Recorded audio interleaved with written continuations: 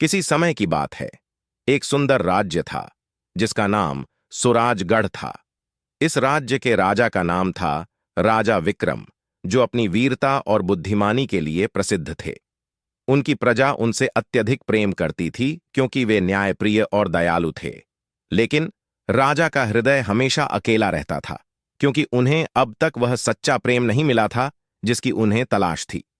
सुराजगढ़ के पास एक छोटा सा राज्य था जिसका नाम सूर्यमाल था।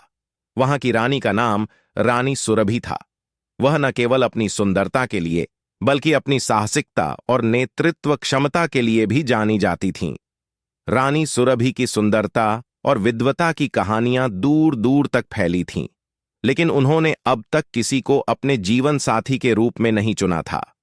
एक दिन राजा विक्रम अपने दरबार में बैठे थे, तभी उन्हें रानी सुरभि के साहस और बुद्धिमानी की खबरें सुनने को मिलीं। राजा विक्रम को उनके गुणों ने बहुत प्रभावित किया। उन्होंने रानी सुरभि से मिलने का निर्णय लिया। उन्होंने अपनी प्रजा के लिए कुछ महत्वपूर्ण निर्णय लेकर सुराजगढ़ छोड़कर सूर्यमाल की ओर प्रस्थान किया। जब राजा विक्रम सूर्यमाल पहुंचे तो रानी सुरभि ने उनका स्वागत किया। राजा विक्रम ने महसूस किया कि रानी न केवल सुंदर थीं, बल्कि उनकी समझ और दिल भी बहुत गहरे थे।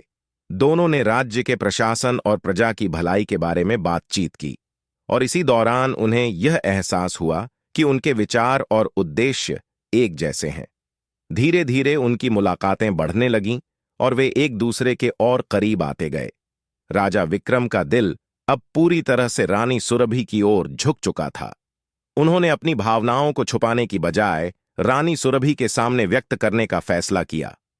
एक दिन सुरम्य संध्या में राजा विक्रम ने रानी सुरभि से कहा, रानी सुरभि, मैंने इस संसार में बहुत कुछ देखा है, लेकिन आपके जैसा कोई नहीं।